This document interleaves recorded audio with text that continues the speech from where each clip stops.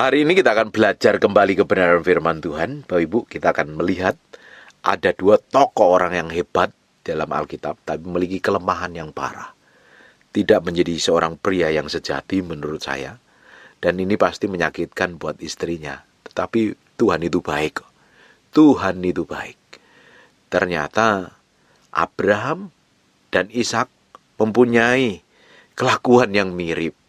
Dan dia membiarkan istrinya mau diambil orang loh. Ini kan menurut saya benar-benar tidak tepat lah. Tidak berkenan di hadapan Tuhan. Puji Tuhannya, orang-orang yang mau hampirin istrinya ini mau dibunuh Tuhan, mau dihabisin Tuhan, tapi diingatkan.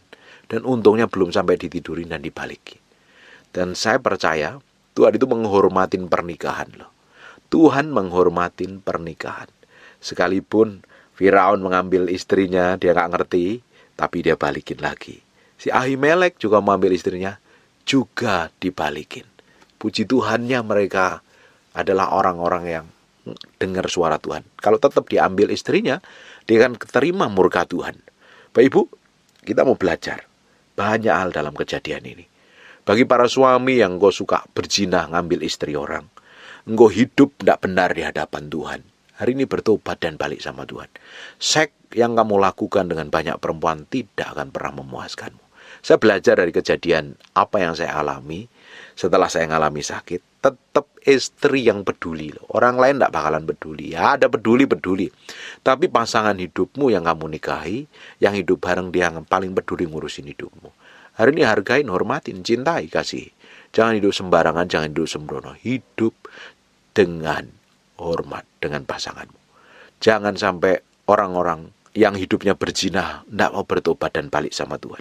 Kita akan lihat coba di Amsal pasal yang ke-6 ayat yang ke-29. Demikianlah juga orang yang menghampiri istri sesamanya, tiada seorang pun yang menjamahnya luput dari hukuman. Orang yang mengambil istri sesamanya pasti kena hukuman. Dan kita lihat, nanti kita akan pelajarin apa yang dialami oleh Sarah.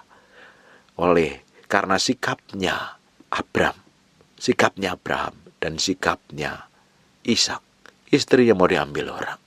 Untungnya Tuhan peringatin. Itu yang mau ngambil kena murka loh. Bahkan tidak hanya dia, seluruh istana kena murka.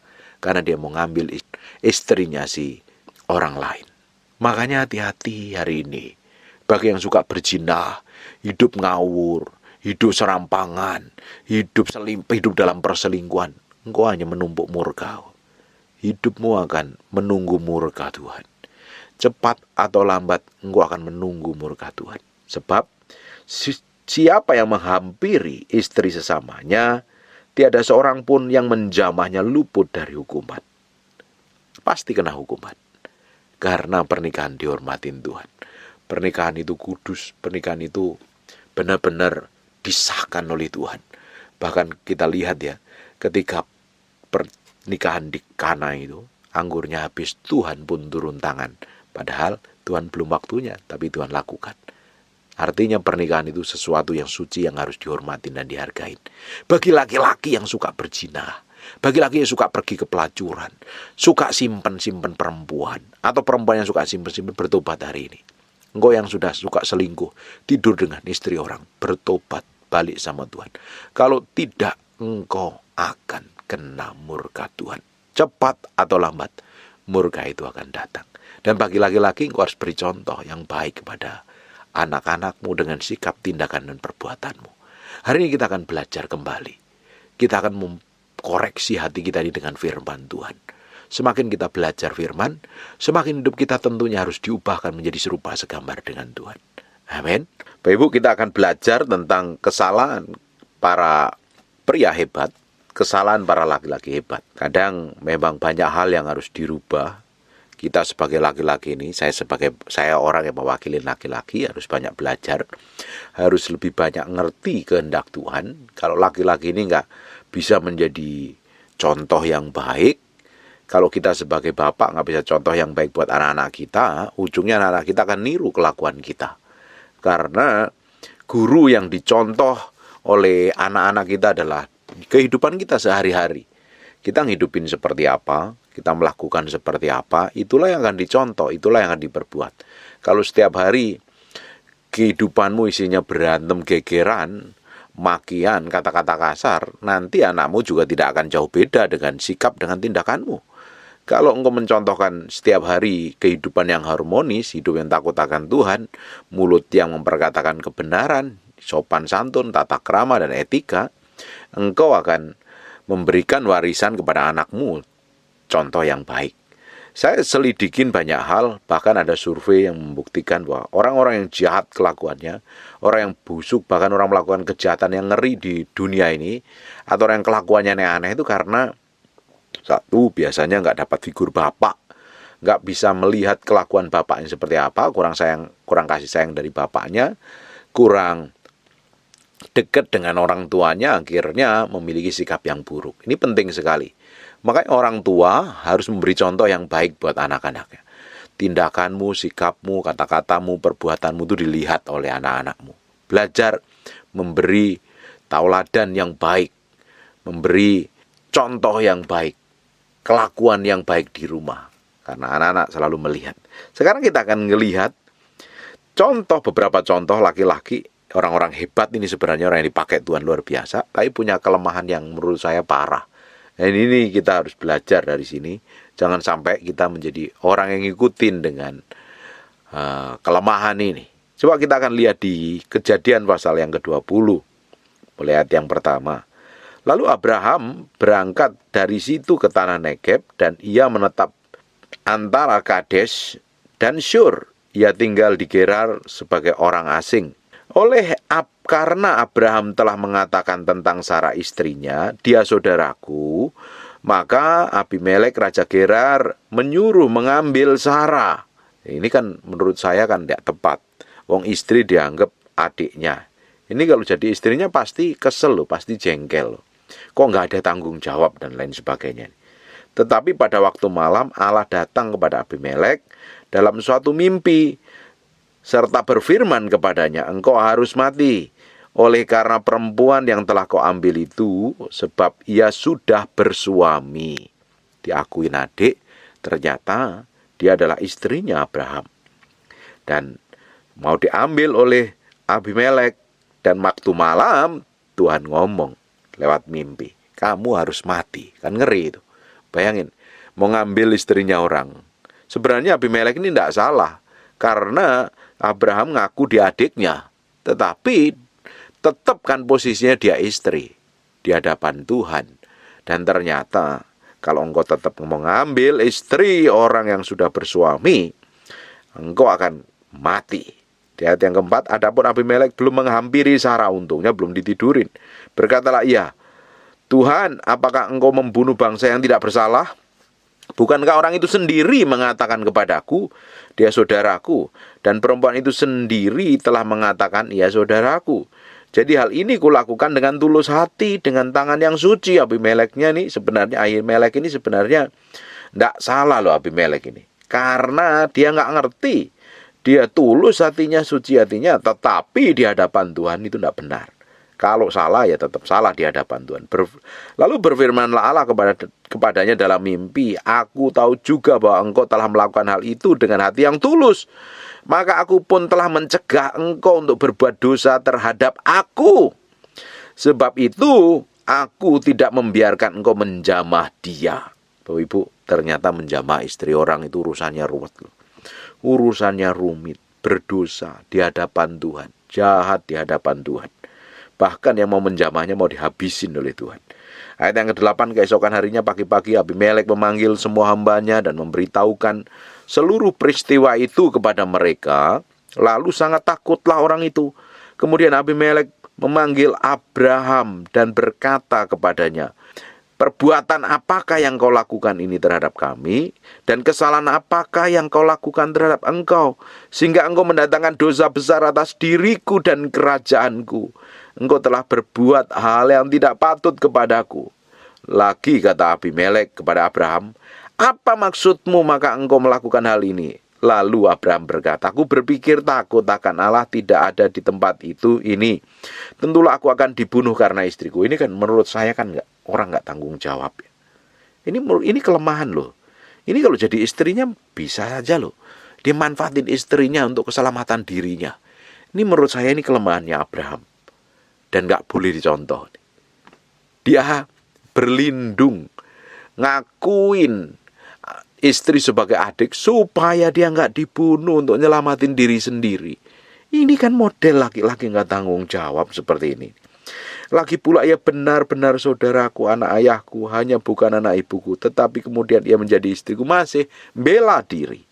Sudah tahu seringkali kita ini bela diri, membenarkan diri. Harusnya kita ini sebagai laki-laki, kalau udah tahu salah ya ngaku salah aja, beres kok. Coba kita perhatikan, seringkali kita ribut dengan istri kita itu gara-gara apa? Suami itu susah minta maaf, karena gengsinya gede. Apalagi istri itu tidak bakalan minta maaf. Sekalipun dia yang salah, kita laki-laki harus ngalah kok. Cukup dengan ngalah, everything is okay, semuanya berjalan dengan baik. Tapi kadang gengsi. Abraham pun juga sama. Sudah ngakuin istrinya sebagai saudaranya. Nggak taunya ditegur. Masih bela diri. Di ayat yang ke-13. Ketika Allah menyuruh aku mengembara keluar dari rumah ayahku, berkatalah aku kepada istri, tunjukkanlah kasihmu kepadaku. Yakni katakanlah tentang aku di tiap-tiap tempat di mana kita tiba, ia saudaraku. Kemudian Abimelek mengambil kambing, domba, lembu, sapi, hamba laki-laki dan perempuan, lalu memberikan semuanya kepada Abraham. Sarah, istri Abraham, juga dikembalikan kepadanya. Dan Abimelek berkata, negeriku ini terbuka untuk engkau, menetaplah di mana engkau suka. Ini kan luar biasa sekali baiknya nih hatinya Abimelek ini. Lalu katanya kepada Sarah, telah kuberikan kepada saudaramu 1000 sikal perak. Itulah bukti kesucianmu bagi semua orang yang bersama-sama dengan engkau. Maka dalam segala hal engkau dibenarkan. Lalu Abraham berdoa kepada Allah. Allah menyembuhkan Abimelek dan istrinya dan budak-budak perempuannya, sehingga mereka melahirkan anak. Sebab tadinya Tuhan telah menutup kandungan setiap perempuan di istana Abimelek karena Sarah, istri Abraham itu. Bayangkan loh, gara-gara mau ngambil istrinya orang, seluruh kerajaan kena murka. Bapak bisa bayangkan itu. Seluruh istana kena murka. Makanya hari ini belajar hidup benar di hadapan Tuhan. Hidup benar di hadapan Tuhan. Hidup kudus, hidup berkenan di hadapan Tuhan. Jangan melakukan hal yang bodoh. Jangan melakukan hal yang tidak berkenan di hadapan Tuhan. Apalagi para laki-laki ini ya, yang sengaja selingkuh, sengaja berbuat jahat, urusanmu ruwet loh. Kamu ngambil istrinya orang, selingkuh, kamu berzina, kamu urusannya dengan Tuhan. Tidak mudah ini dosa yang mengerikan. Abraham hanya ngaku Sarah sebagai saudaranya, dan sebenarnya Ahimelek juga nggak salah. Dia mengambil Sarah sebagai istrinya karena diakuin saudaranya, nggak taunya berurusan ruwet dengan Tuhan. Rumit urusannya.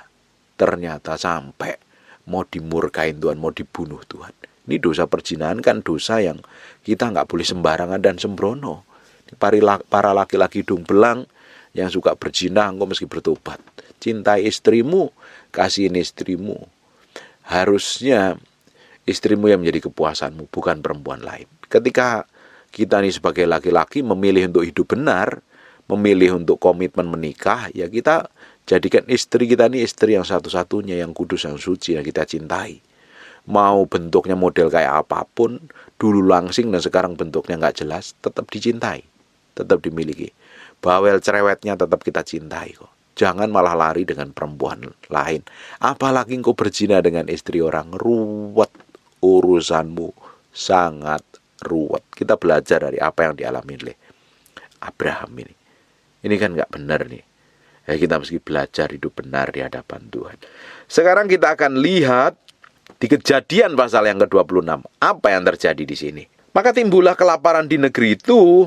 Ini bukanlah kelaparan yang pertama yang terjadi dalam zaman Abraham.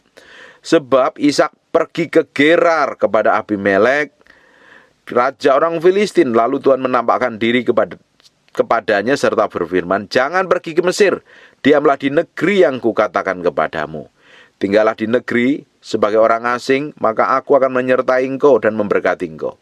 Sebab kepadamu lah dan kepada keturunan aku berikan seluruh negeri ini, dan aku akan menepatin sumpah yang kuikrarkan kepada Abraham ayahmu. Aku akan membuat banyak keturunanmu seperti bintang di langit. Aku akan memberikan keturunanmu seluruh negeri ini, dan oleh keturunanmu semua bangsa di bumi akan mendapat berkat. Karena Abraham telah mendengarkan firmanku dan memelihara kewajibannya kepadaku, yaitu segala perintah, ketetapan, dan hukumanku. Jadi tinggallah Ishak di Gerar. Ketika orang-orang di tempat itu bertanya tentang istrinya, berkatalah, dia saudaraku. Loh, ini persis loh kelakuan bapaknya dicontoh oleh anaknya. Persis. Abraham bilang sama Sarah, dia saudaraku. Nggak taunya ini anaknya juga nyontoh ternyata. Dia bilang kepada istrinya, dia saudaraku. Sebab, ini perhatikan ya ayat ke-7. Karena orang-orang di tempat itu bertanya tentang istrinya, berkatalah, ya dia saudaraku. Sebab ia takut mengatakan, ya istriku, karena pikirannya, jangan-jangan aku dibunuh oleh penduduk di tempat ini karena Ribkah.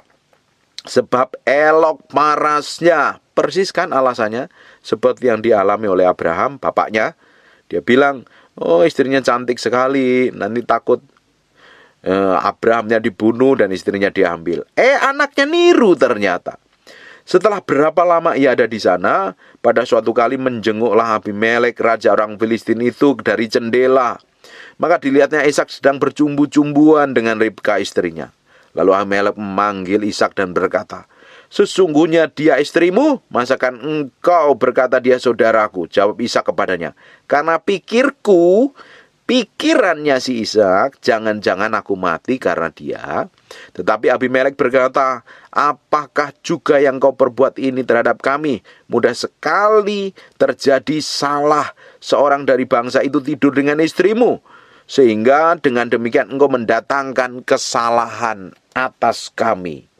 Lalu Abimelek memberi perintah kepada seluruh bangsa itu, siapa yang mengganggu orang ini atau istrinya, pastilah ia akan dihukum mati. Abimelek ini luar biasa nih, menjaga benar-benar nih pernikahan. Maka menaburlah Ishak di tanah itu. Dalam tahun itu juga ia mendapat hasil 100 kali lipat, supaya diberkati Tuhan, dan orang itu menjadi kaya, bahkan kian lama kian kaya, sehingga ia menjadi sangat kaya. Bapak Ibu bayangkan, bapaknya melakukan hal yang sama, si Abraham. Ternyata anaknya pun juga melakukan hal yang sama. Ini yang parah sekali. Ini yang kita mesti belajar supaya hidup kita ini benar di hadapan Tuhan. Kita mesti kasih contoh kepada anak kita, contoh yang baik, supaya hidup kita ini semakin berkenan di hadapan Tuhan. Kita harus hidup benar di hadapan Tuhan, hidup mengasihi Tuhan. Coba sekarang kita akan lihat ya di Kejadian pasal yang ke-12. Kejadian pasal yang ke-12. Kita akan lihat di ayat yang ke-10. Ketika kelaparan timbul di negeri itu, pergilah Abram ke Mesir untuk tinggal di situ sebagai orang asing. Sebab hebat kelaparan di negeri itu.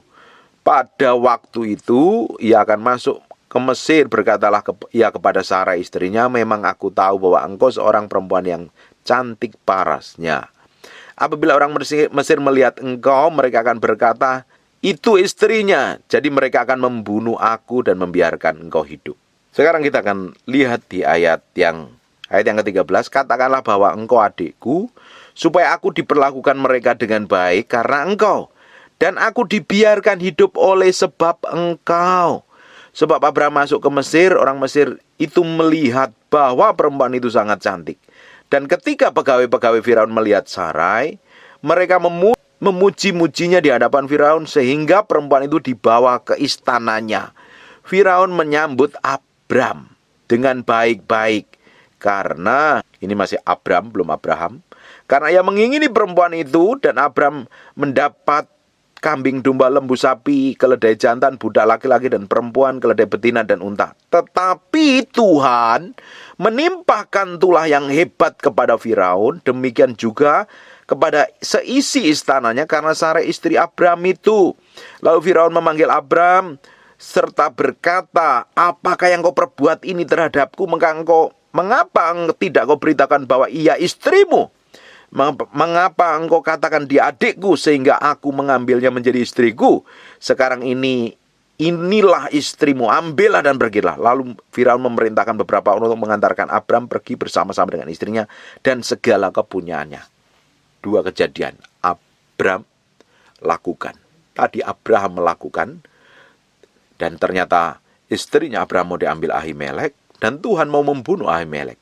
Nah, yang di kejadian ini Firaun mau ambil istrinya Abraham. Nah, ini kan kelemahan yang parah. Bayangkan, menurut saya itu kesel loh si Sarah itu. Hanya nggak ditulis keselnya aja. Mana ada perempuan mau diperlakukan seperti itu hanya demi nyawanya. Nggak taunya anaknya nyontoh. Makanya kita harus belajar menghormati pernikahan. Belajar kasih contoh buat anak-anak kita di dalam pernikahan kita. Bapak Ibu, engkau yang suka berzinah ya, engkau yang sudah melakukan perzinahan, selingkuh dengan istri orang, urusanmu akan ruwet. Urusanmu akan ruwet dengan Tuhan. Makanya sekarang belajar hidup benar di hadapan Tuhan. Belajar hidup kudus, belajar hidup takut akan Tuhan. Kita belajar dari apa yang dilakukan oleh Abram. Dia bikin kesalahan 2 kali. Dia ngaku, yang pertama ngaku dia masih jadi Abram, belum diubah jadi Abraham. Dia ngakuin istrinya sebagai adiknya. Yang kedua dia ngakuin istrinya sebagai saudaranya. Dan ternyata ketika istrinya mau diambil oleh Firaun, dan Tuhan mau mendatangkan murka. Tuhan marah dengan kejadian ini. Di sisi lain, bahkan Tuhan mau mendatangkan murka terhadap Firaun. Di sisi lain juga, Tuhan mendatangkan murka terhadap Ahimelek. Tidak tahunya anaknya nyontoh kelakuan yang sama. Kita belajar ya dari kejadian, 3 kejadian ini. Pernikahan itu kudus, benar-benar kudus loh. Pernikahan itu tidak bisa sembarangan dan sembrono. Bagi laki-laki yang suka berzina, bagi laki-laki yang suka gonta-ganti pasangan, senengin deket istrinya orang, diajak berzina, urusanmu ruwet. Bagi istri, engkau juga harus komitmen hidup benar, hidup kudus. Jangan sampai engkau jatuh dalam perzinahan. Tuhan sangat menghormati pernikahan, dan lihat apa yang terjadi dari kejadian ini. Tuhan mendatangkan murka bagi laki-laki yang mengambil istrinya Abram, mengambil istrinya Abraham, dan mengambil istrinya Ishak. Betapa Tuhan melindungi, betapa Tuhan menghormati sebuah pernikahan sampai kejadian seperti ini. Makanya kita harus hidup takut akan Tuhan sungguh-sungguh. Coba sekarang kita akan lihat di kitab Amsal pasal yang ke-6 ayat yang ke-29. Demikian juga orang yang menghampiri istri sesamanya, tiada seorang pun yang menjamanya luput dari hukuman. Ternyata apa yang dilakukan oleh Abram, apa yang dilakukan oleh Abraham, apa yang dilakukan oleh Ishak, karena membiarkan istrinya mau dihampirin orang lain bisa mendatangkan murka Tuhan.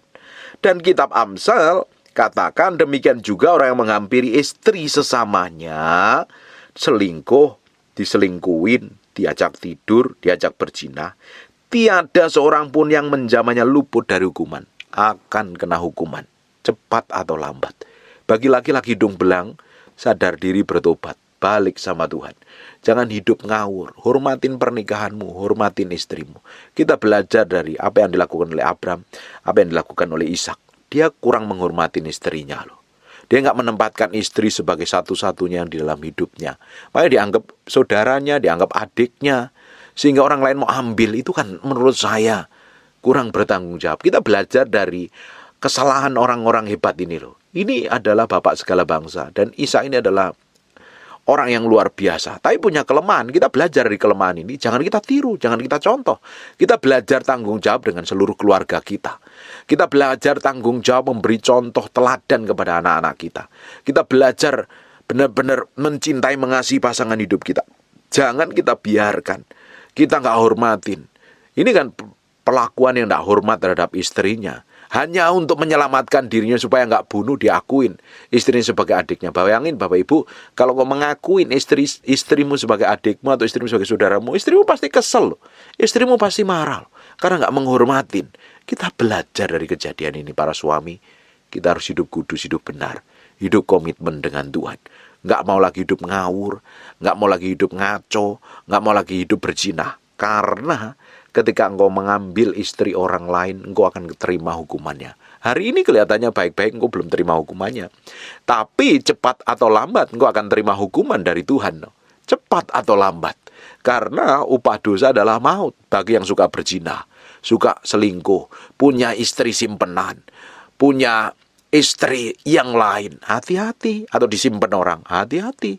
Engkau berurusan dengan Tuhan. Tuhan sangat menghormatin pernikahan. Tuhan sangat menghormatin pernikahan. Bapak Ibu mesti sadarin, ketika engkau melanggar perjanjian pernikahan, urusanmu dengan Tuhan. Seperti apa yang dialami oleh Firaun, seperti apa yang dialami oleh Abimelek, seperti apa yang dialami, kejadian yang dilakukan oleh Ishak ini, mendatangkan murka. Untungnya istrinya nggak sampai ditiduri dan dibalikin. Hari ini sadar diri, bertobat dan balik sama Tuhan. Hidup benaran, hidup takut akan Tuhan. Bagi laki-laki, beri contoh kepada anak-anakmu, beri contoh pada seluruh keluargamu, supaya engkau tetap menjadi imam, raja dan nabi buat keluargamu. Bukan memberikan contoh yang buruk, bukan berkelakuan buruk, bukan bersikap jelek, bukan hidup ngawur dan sembarangan. Kita belajar dari apa yang kita pelajari hari ini. Banyak hal yang harus kita perbarui. Kita mesti jaga kekudusan, kita mesti jaga kesucian, kita mesti hidup benar di hadapan Tuhan dan hidup takut akan Tuhan. Semakin hari kita didapati menjadi orang yang hidupnya takut akan Tuhan, semakin kita didapati menjadi orang yang menyenangkan hati Tuhan. Kita hanya pengen nyenangin hati Tuhan.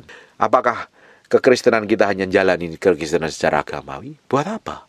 Kita hanya pengen nyenangin hati Tuhan saja kok. Amin.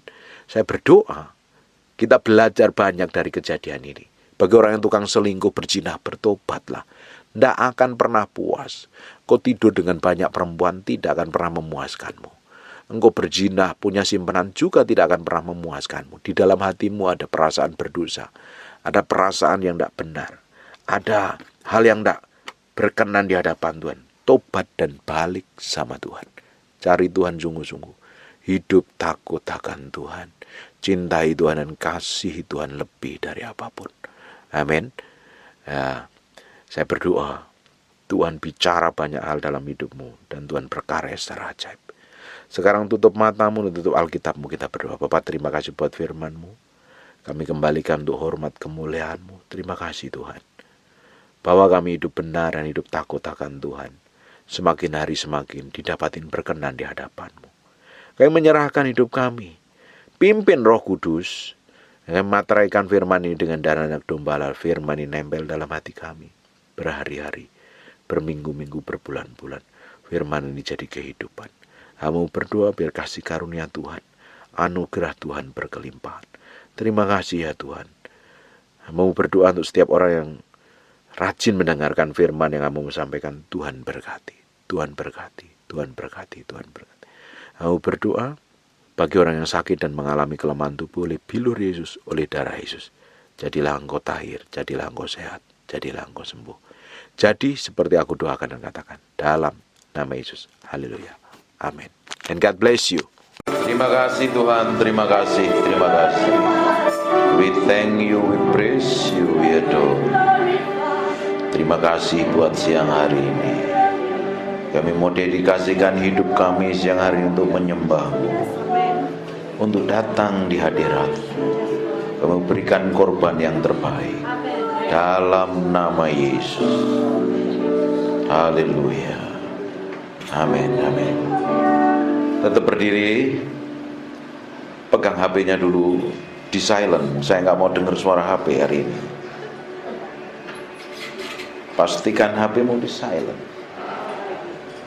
Tetap berdiri sebentar. Di Kidung Agung pasal yang ke-8, 6 dan 7. Taruhlah aku seperti materai dalam hatimu, seperti materai pada lenganmu, karena cinta kuat seperti maut. kegairahan gigih seperti dunia orang mati. Nyalanya adalah nyala api, seperti nyala api Tuhan. Air yang banyak tak dapat memadamkan cinta, sungai-sungai tak dapat menghanyutkannya. Sekalipun orang memberi segala harta benda, rumahnya untuk cinta, namun ia pasti akan hina. Kita harus tempatkan Tuhan jadi yang utama dan terutama, lebih dari apapun juga. Taruh Tuhan harus jadi yang utama dalam hatimu. Hari ini kita mau berikan hati kita ini sepenuhnya untuk Tuhan pakai hari ini. Mulai fokus hatimu sama Tuhan. Jangan fokus sama saya. Saya ini bukan siapa-siapa. Kita minta sesuatu yang berbeda pagi hari ini. Nanti ada urapan seperti gelombang yang akan memenuhi ibu-ibu semua. Ini nanamu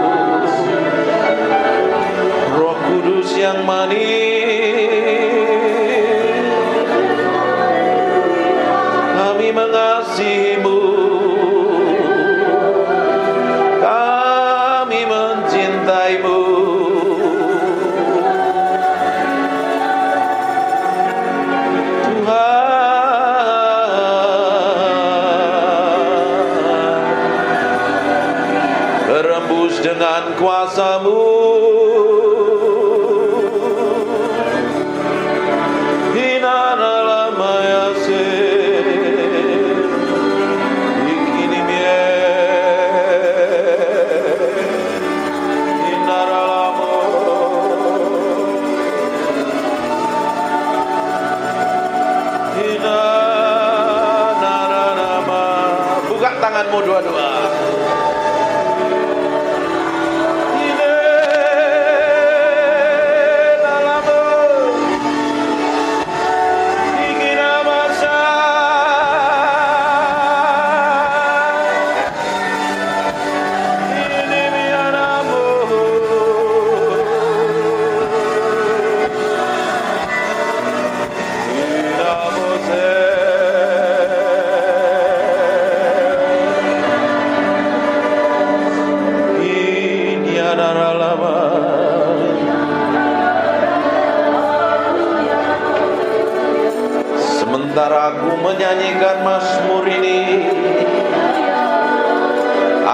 berdoa urapanmu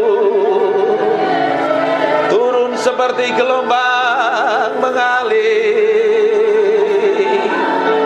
penuhi orang yang haus dan lapar akan hadirat-Mu. Yesus, ya naralamu. Sekarang pengurapan itu sedang turun dalam ruangan ini. Semakin kuat urapan itu turun dalam nama Yesus. Jesus name. Go. Fill. Penuhi setiap orang dalam ruangan ini. Jesus.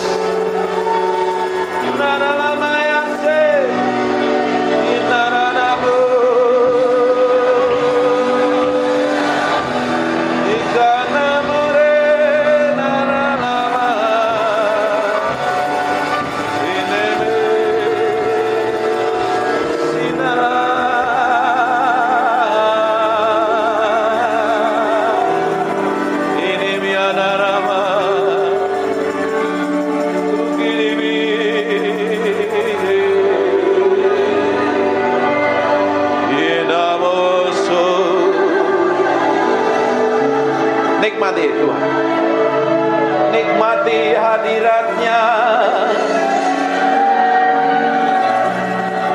siang hari ini. Nikmati hadirat-Nya,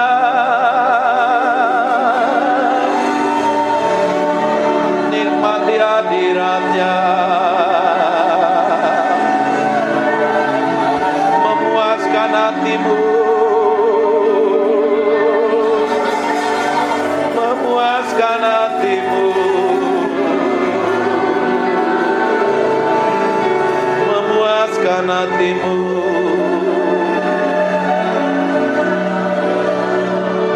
Saya mau hitung 1 sampai 3. Siap-siap. Pada hitungan ketiga ada kuasa Allah turun dalam hidupmu.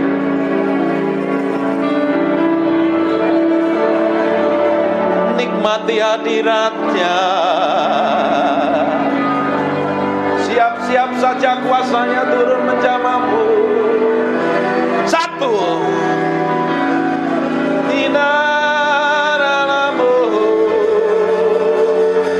Ada seperti api turun dari atas kepalamu.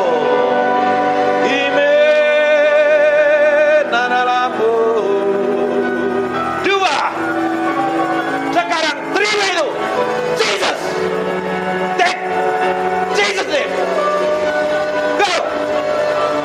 Marahlah pakai. Terus. Take it. Touch in Jesus name. Jesus name.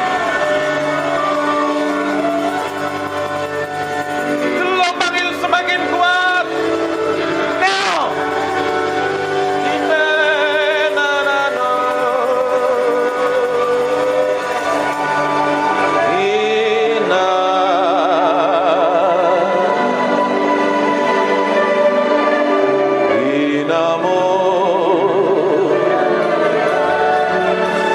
Kami mengasihi-Mu,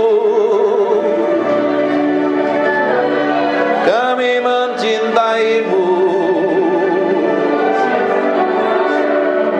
Dari hati kami mengalir penyembahan,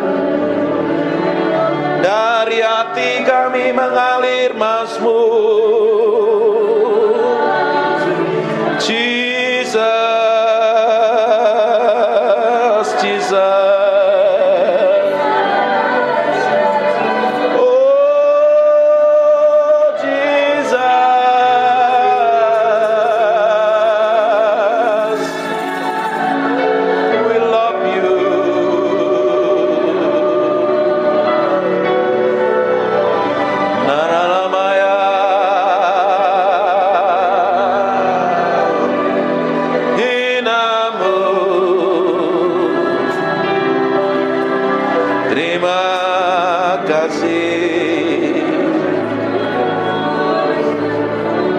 Kami minta roh hikmat wahyu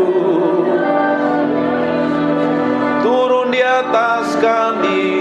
siang hari ini. Singkapkan kebenaran-Mu,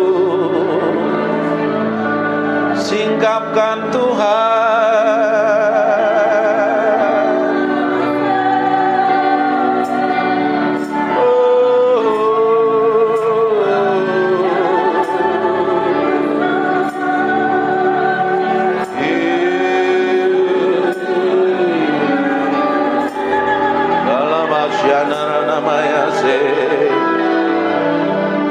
Terima kasih, terima kasih,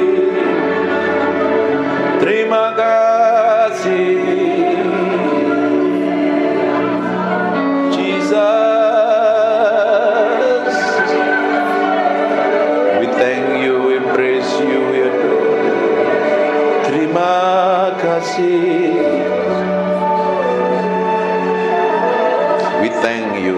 Terima kasih Roh Kudus, Engkau baik, Engkau luar biasa, Engkau dahsyat. Permuliakan nama Yesus yang hari ini, buat firman-Nya begitu hidup. Dan ubah kami dalam hadirat-Mu. Ubah kami dalam hadirat-Mu sendiri. Kami minta Engkau tetap tinggal di antara kami. Dalam nama Yesus. Silahkan duduk.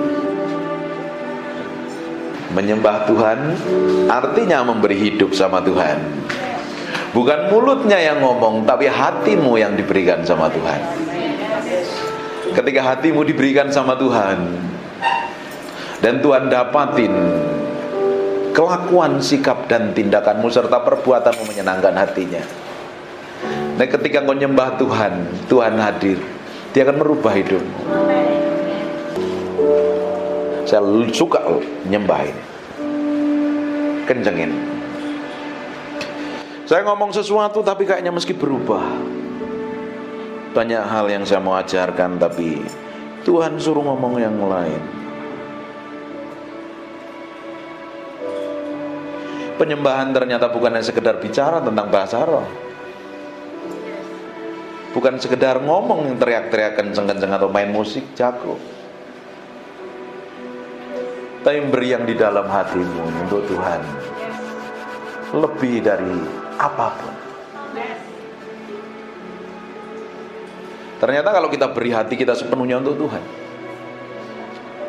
kita nempelnya sama Tuhan. Waktu nyembah begini, Tuhan disenangkan dengan penyembahanmu dan nyanyianmu. Tanpa kita gak sadarin kadang Tuhan hadir dalam penyembahan kita.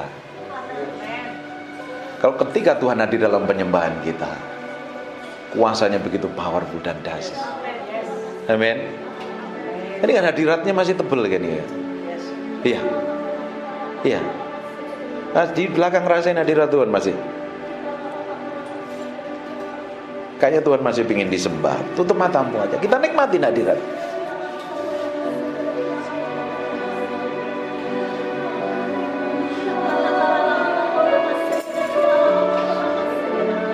Naralamaya, naralamu, sinaramore, ikinimia naralama. Engkau dipuji, Engkau ditinggikan. Orang-orang ini menyembahmu. Oh Yesus,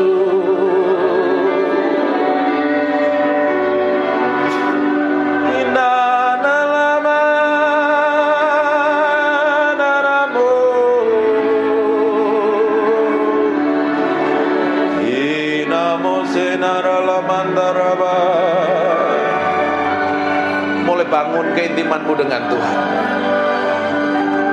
Ikiniana nanalamaya.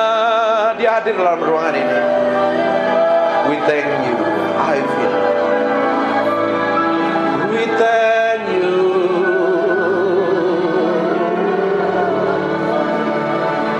Ikinana nano sinie.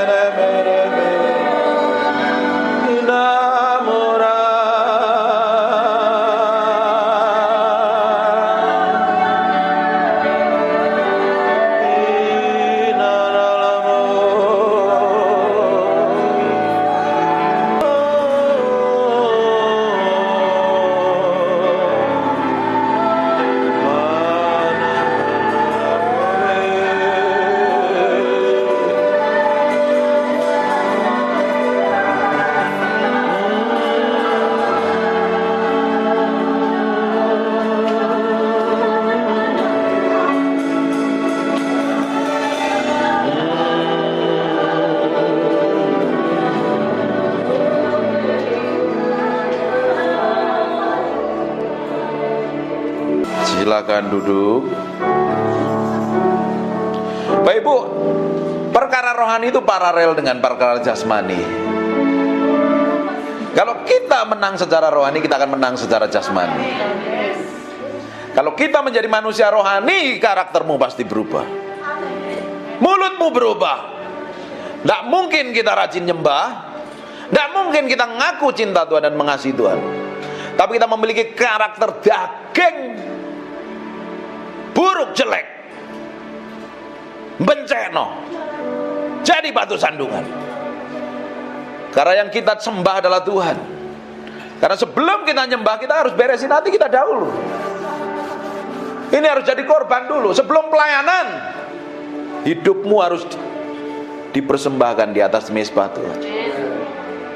Sebelum jadi hamba Tuhan, meski mati daging, pikul salib, sangkal diri.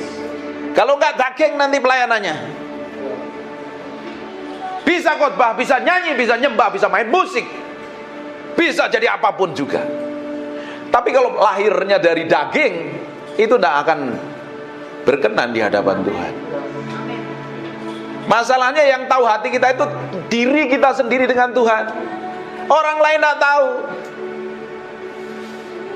Pasangan hidup pun tidak tahu. Yang tahu adalah engkau dengan Roh Kudus. Makanya sebelum datang kepada Tuhan, sebelum datang ibadah, nyembah dulu di hadapan Tuhan. Beri korban hidupmu dulu. Izinkan Tuhan menyelidiki sampai kedalaman batin kita. Kalau hal yang busuk, jahat, motivasi jahat, kelakuan buruk, kita bisa datang ibadah, tapi kalau kita memiliki sikap dan kelakuan yang buruk, tidak berkenan di hadapan Tuhan, buat apa? Manusia suka menutupin yang di dalam ini dengan sikap yang di luar. Di luar kelihatannya rohani, kelihatannya hebat, bagus dan luar biasa. Tapi kalau yang di dalam ini tidak didapatin berkenan di hadapan Tuhan, hidupmu tidak akan berkenan di hadapan Tuhan. Yang kita kejar hari ini adalah hidup berkenan di hadapan Tuhan. Dan suatu hari kita akan didapati menjadi orang kesayangan Tuhan. Kalau kita didapat menjadi orang kesayangan Tuhan, apa saja yang kamu butuhkan, apa saja yang kamu perlukan, tidak perlu minta, Tuhan cukupin kok. Seorang bapak yang baik, dia tahu kebutuhan anak-anaknya. Seorang mama yang baik tahu kebutuhan anak-anaknya. Betul nggak ibu-ibu yang di belakangnya? Kalau anakmu punya kebutuhan, pasti dicukupin kan? Kadang dia nggak minta pun, dia pasti dikasih. Bayangkan Allah kita, Allah yang perkasa, Allah yang baik dan luar biasa. Oh, kita sendiri aja sering kurang ajar, Tuhan tetap baik kok. Seringkali kita nggak peduli dengan Tuhan, kita cuek dengan Tuhan, Tuhan tetap baik. Bayangkan kalau kita didapati menjadi orang kesayangan Tuhan. Hatimu diberikan sama Tuhan sampai kedalaman batinmu. Makanya setiap hari kita mesti ngomong, nih Tuhan, cek sampai kedalaman hatiku. Koreksi. Harus diizinkan Roh Kudus mengkoreksi sampai kedalaman batin ini loh. Karena orang Kristen itu seringkali palsu. Tapi hari ini kita mau beri hati kita sepenuhnya untuk Tuhan. Tahu gak kita waktu kita beri hati kita sepenuhnya untuk Tuhan? Waktu kita nyembah, Tuhan hadir dalam penyembahan kita. Betul nggak? Roh Kudus adalah roh yang kudus, roh yang suci. Dia tidak bisa bersatu dengan pribadi yang kotor dan najis. Bagaimana kita ingin menghadirkan Tuhan dalam penyembahan kita, dalam pelayanan kita, sedang mulut kita jahat, hati kita busuk, motivasinya jahat, tidak berkenan di hadapan. Datang. Tapi kalau hati kita ini belajar, proses by proses nih, hari demi hari ini, setiap hari, ketika Bapak Ibu dengar khotbah seperti ini, kan mengkoreksi sampai kedalaman batinmu. Ini khotbah kan tidak enak, keras lagi. Tahu Peter Guntur pasti khotbahnya keras, nggak ngomong manis. Saya nggak mau kasih gula-gula, khotbah yang manis-manis, nanti Bapak Ibu semuanya kena diabetes rohani loh. Penyakitan secara rohani. Saya kasih stik dan daging supaya engkau bertumbuh kuat di dalam Kristus dan didapati menjadi orang-orang yang berkenan di hadapan Tuhan, nyenengin hati Tuhan. Bukan menang secara rohani saja, secara jasmani pun engkau punya jadi orang-orang yang skillful, berhasil di bidangmu. Jadi ibu rumah tangga yang berhasil, jadi businessman, businesswoman yang berhasil. Kerjain apa-apa berhasil, karena kalau orang disertain Tuhan, apa saja yang dikerjakan tanganmu Tuhan akan bikin berhasil. Nggak mungkin ikut Tuhan tuh nggak bikin berhasil. Ada yang salah kalau hidup kita nggak ngalami peningkatan. Masa dari tahun ke tahun tetap sama? Yang nggak berubah itu Yesus. Kita harus berubah dari kemuliaan kepada kemuliaan, dan kemuliaan itu semakin besar. Orang bisa melihat kemuliaan yang manifestasi melalui hidup kita. Amin. Tuhan mau seperti itu. Bukan duduk di gereja ditumpangi tangan pendeta, diuyak-uyak kepalamu, terus hidupmu pengen berubah sampai gigimu rontok semua, nggak akan berubah.